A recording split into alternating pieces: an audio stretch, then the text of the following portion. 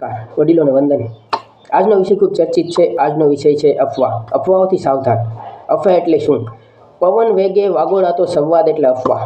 કહેવાય છે કે દિવાલોને કાન નથી હોતા, પરંતુ સામાન્ય બેઠકમાં થતો વાર્તાલાપ ક્યારેક જ્યારે લોકોના કાન સુધી પહોંચે છે, ત્યારે લોકોની કલ્પના સંવાદને વધુ પ્રજ્વલિત અને ગતિશીલ બનાવે છે।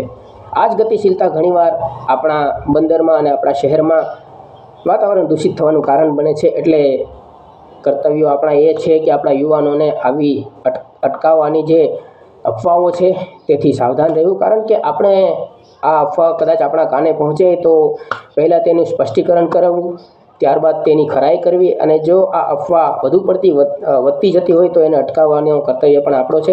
એટલે અફવાઓથી સાવધાન રહેવું। અફવા ઘણા એવા ઘર બરબાદ કરી ચૂક્યું છે, ઘણા એવા ઘર બરબાદ થઈ રહ્યા છે, અને અફવાના કારણે મોટા નિર્ણયો અને ખોટા નિર્ણયો પણ પરિવાર લે છે। એટલે અફવાઓથી સાવધાન રહેવું। અને જો તમને કદાચ કોઈ પણ વાત તમારા કાન સુધી પહોંચે અને તમને એમાં થોડો ઘણો પણ ડાઉટ જણાય તો એ અફવાને પૂરી ખરાઈ કરવી, સ્પષ્ટીકરણ કરવું, ચોક્કસપણે તે અફવા ક્યાંથી ઉપજી છે, ક્યાંથી તેનું બીજ વાવેલું છે અને ક્યાં સુધી તે ક્યાંથી મોટી થઈ છે।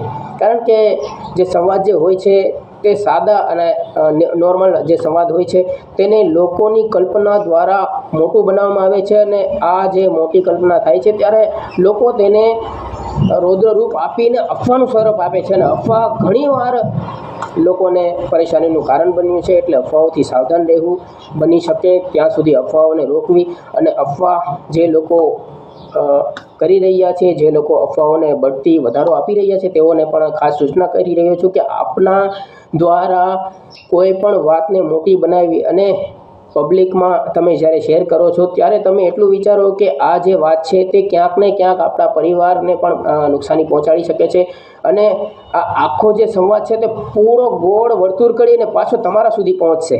કારણ કે આ જે વાત છે, જે બીજ તમે રોપ્યું છે એ બીજ તમને ક્યારેક પોતાના સુધી પણ પહોંચે ત્યારે તમને ખબર પડશે કે અફવા જે છે તે ફેલાવી નહીં અને અફવાઓને રોકી રાખવી। ઘણા ઘર બરબાદ થઈ ચૂક્યા છે અફવાઓથી, ઘણા પરિવારે ખોટા નિર્ણય લીધા છે, અને ઘણા પરિવાર વેરવિખેર પણ થઈ ચૂક્યા છે। એટલે અફવાઓનો બઢતી ન કરવી, અફવાઓથી સાવધાન રહેવું। બાકીના મુદ્દાઓ મેં લખાણ સાથે જોડેલા છે, એટલે લખાણમાં નોંધ લેવી અને બની શકે ત્યાં સુધી અફવાઓને અટકાવવી। આટલું જ કરીને વિનવી રહ્યો છું। જય ભારત, જય હિન્દ।